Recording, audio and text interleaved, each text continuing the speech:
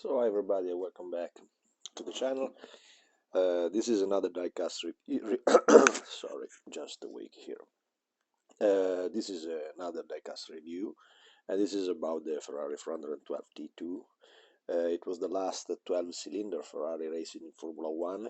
It was the last season, the '95, where they decided to keep on using the 12-cylinder in a car, and after this season they started to use the V10, arriving to the F300. I think still designed by John Barnard. This was one of the John Barnard series, and John Barnard was a British designer that was, sorry, designer, engineer, not designer, that was in charge by Ferrari during the middle 80s to the middle 90s, for about 10 years, to work over the Formula One department, trying to do the same result that he achieved together with McLaren, and they weren't so successful, mostly because many says that the reality is that John Barnard never wanted to move near to Maranello in the area of Ferrari, so he always wanted to remain in UK, and this gave very serious logistic problems, in the production of, in the develop of the car and the parts of the car, so it was not something that could work out, and indeed it was probably one of the worst period ever for Ferrari. They in charge of this engineer, despite we had so many good engineers, also in Italy and also from other companies, and they wanted to stick with Barnard, and this was the result. So this was some of the most unsuccessful Ferrari, despite it was extremely powerful, The 12-cylinder was one of the most important unit ever used in Formula One in the '95 season, but I think it was also the car with whom Jean Alesi, this French champion, so loved by Italian enthusiast tifosi, achieved his only career winning in Formula One. He made, I think, about 10 years in Formula One, but he only won one time in Canada, and it was together with this Ferrari, in this season. The model itself is still belonging to the Le Grandi Ferrari collection. Le Grandi Ferrari means the big Ferrari.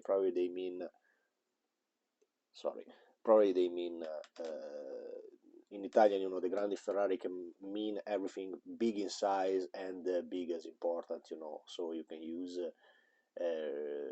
for both the ideas, And it means big because they also made the same series in 143 scale, so they are the most common scale ever for toy cars, the model indeed is quite decent look. I was not so convinced to buy them because it still belongs to one of the period that I'm not so interested about. We're going to the Schumacher era, and I'm not so inside that period of racing. I didn't follow so much already Formula One with Schumacher, despite it was probably one of the greatest champions they had in Maranello to drive the red one, and they bring them back to the successful and to the better ages ever, around 2003, 2004, with the most powerful Ferrari ever produced, the best one ever.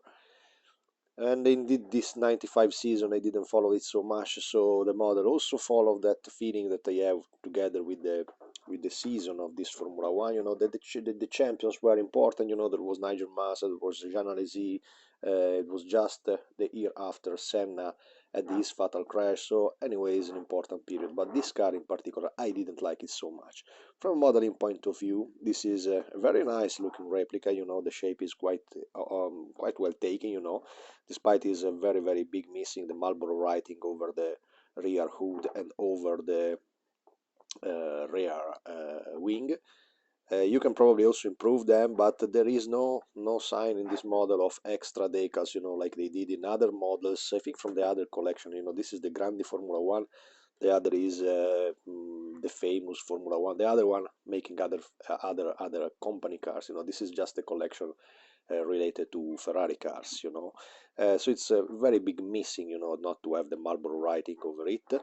And I think also this was the last year where you can find the Agip sponsor over the car. If you look at also the model that I built up about the 80s from Gilles Villeneuve car and so on, in the early 80s, until '95, this was Agip, was Agip, Agenzia Italiana Petroli. It was the main sponsor for the petrol used in Formula One. Then, indeed, I think from '96 they switched to Shell to Shell, a supplier for Ferrari Formula One. So it was the last season for Agip in Formula One, and the wheels, are a little bit. I'm a little bit concerned about this type of model, because I remember it was one of the first one I took from Revel. Revel made the 124 scale kit. This is in 124 too, and I remember that they made several versions of this one. This should be the T2, and I remember there was also a T2B. That was a last evolution, probably something different in the air intakes or in the nose or in the wings also. I don't remember it properly.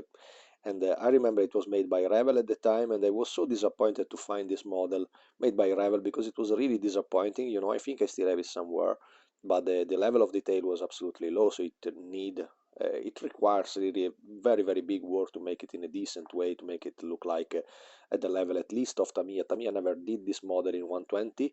In 120 you can only find, I think, from Studio 27 or maybe Model Factory. I'm not so sure. I think much more Studio 27, is the typical one making this type of model. The biggest lack I can see in this model is, as usual, about the wheels. The wheels look so toyish.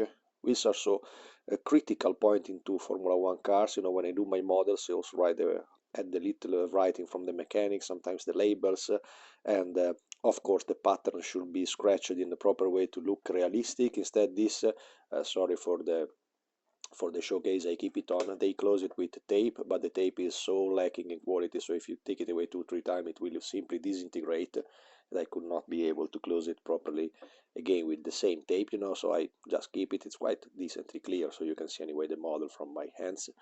And anyway, you can see that the rear wheels are looking extremely toyish, despite the thickness of the front wing and the rear wings are extremely thin. So I was really surprised to see that they could work in that way. It looked nearly at the level of a photo etched part. Of course, it is not photo etched in this type of models. The painting and the tampograph decals are, as usual, excellent. So it is the best part ever of the model. I simply engraved a little more the lines, the big panel lines over the body of the car, the part that can be lifted up to show the engine, not in this model. And I remarked it with a little black oil paint. As you can see, is that cream. Don't try this at home. I mean, if you don't know how to do it, you really risk to destroy completely the car, because it's very, very, very easy to overuse it and dirty the decal that will suck at once the color, so you will destroy the model. Don't do what I try to do either. I mean, I know how to do it, but if you don't know what I'm talking about, don't even think about doing this stuff, because you will absolutely ruin the model. And also the wheels themselves look a little bit tosh. That was a BBS wheel, and doesn't look so nice. And then probably also because the paint used was a little bit grainy.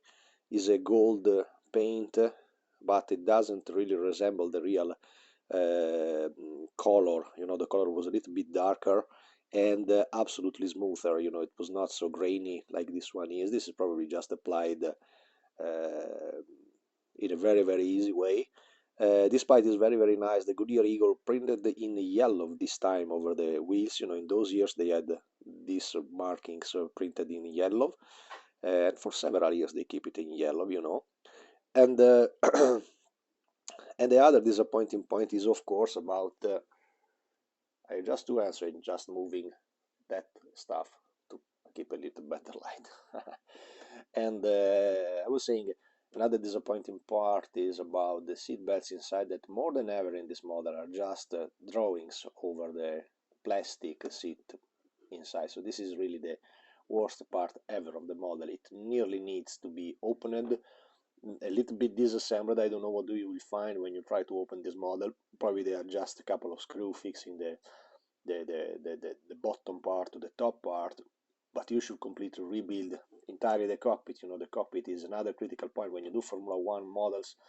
It is just about the precision of the assembly, and here we have quite precise assembly. It's about the detailing of the wheels, weights and valves and writings and proper markings and dust effects and so on, or grain effect and so on over the pattern. That is usually well done all over. It is not so much in all these series. The wheels are constantly a problem. It probably requires much more time. When I do wheels in my Formula One models, it takes nearly 1 day to make a set of tires in the proper way that I like them to be.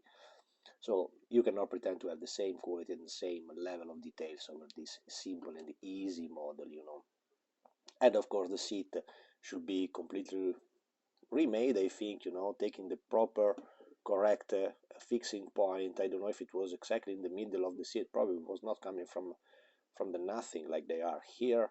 So it's really, really, really the most disappointing part of this toy, you know. I still, as every time in my video used to say, this is absolutely a bargain item that you have absolutely to buy if you like this type of toys, and you absolutely need, because I think this is stuff that you can find in a regular shop for 300 kronor. I mean, sorry about euros, 30 euros is the price of this stuff. And that's it. One other lack I noted in my model is that the lower part of the wing, I don't know if you can see that there, is broken, you know. Down there to the left wheel there is a broken part that you can probably clearly, there's a problem in focus, but there you see that from the central silver point, look at the black wing going to the right wheels, and the broken part going to the left wheel. So this was broken from the beginning. Remember, these models I took, and they are brand new, so they are never been opened if not by me.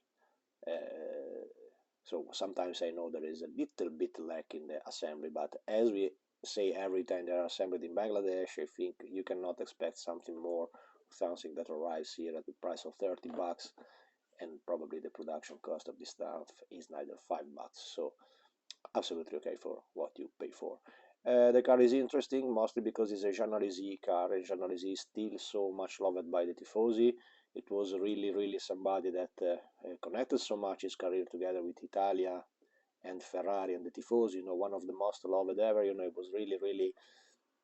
I think he's a French pilot from Avignon, and he's from Italian origin, so he's a kind of Italian. We like so much when the Reds are driven by somebody that look like, sounds like Italian stuff and so on. That's why probably with the great Michael Schumacher we didn't have so much feeling, you know, because they had this German guy that was there talking in perfect English and even perfect German and whatsoever Italian, trying to. I was a little bit was a little bit funny, especially at the beginning of his career. So uh, that's it. I think anyway they are great looking model despite all the minor mistakes that I show you. It's all everything related to the price and what you get for the price in this collection. So in my opinion, once again, is absolutely worth the money. And that's it. I hope you like the video, guys, and see you in the next.